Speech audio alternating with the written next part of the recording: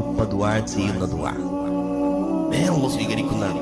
കാരണം അത് അത്രയും അടുത്തിട്ട് മോലേരുടെ അടുത്ത് നിങ്ങൾ കാശ് കൊടുത്തിട്ട് ദ്വാരുന്നാലും അള്ളാനോട് ദ്വാരക്കൂല എന്നല്ല, പൈസ കൊടുക്കേണ്ടെന്നല്ല.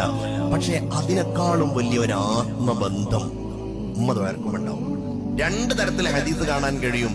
മാതാപിതാക്കൾ മക്കൾക്കെതിരായി ദ്വാരുന്നാലും അത് അല്ലാഹു തആല വേഗം സ്വീകരിക്കും. അതുകൊണ്ടാണ് അല്ലാഹുവിന്റെ റസൂൽ ഇടക്കിടക്ക് പറയുന്നുണ്ട്, നിങ്ങൾ ഒരിക്കലും മക്കളെ ശപിക്കാൻ പാടില്ല. ശാപം എന്ന് പറഞ്ഞാൽ അതൊരു ദുആയാണ്. നീ നശിച്ചു പോകട്ടെ, നിനക്ക് കോപമുണ്ടാവട്ടെ. നമ്മൾ മലയാളത്തിലൊക്കെ പല ഭാഷകളും പറയത്തില്ല, നീ അങ്ങനെ അടങ്ങിപ്പോകട്ടെ, ഇങ്ങനെ അടങ്ങിപ്പോകട്ടെ എന്നൊക്കെ പറയും. മക്കളെ വിളിക്കുമ്പോ മോശമായിട്ട് വിളിക്കും, മക്കളെ വിളിക്കുമ്പോ മോശമായ പദപ്രയോഗങ്ങൾ ഉപയോഗിക്കും. ഇതൊക്കെ ഒരു തരം മനസ്സിൽ ഉള്ളൊരു ആഗ്രഹമാണ്. ആ സമയത്തെങ്കിലും അതുകൊണ്ടാണ് ഹദീസ് ശ്രദ്ധേയമാകുന്നത്. മാതാപിതാക്കൾ മക്കൾക്കെതിരായി ദുആ ചെയ്താലും അല്ലാഹു ആ ദുആ വേഗത്തിൽ സ്വീകരിക്കും.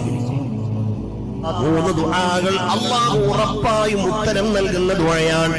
അതിലൊന്ന് ദഅവത്തുൽ മദ്ലൂം, ആക്രമിക്കപ്പെട്ടയാളുടെ ദുആ, നീതി നിഷേധിക്കപ്പെട്ടയാളുടെ ദുആ, അയാളുടെ ദുആ അല്ലാഹു സ്വീകരിക്കും വേഗം.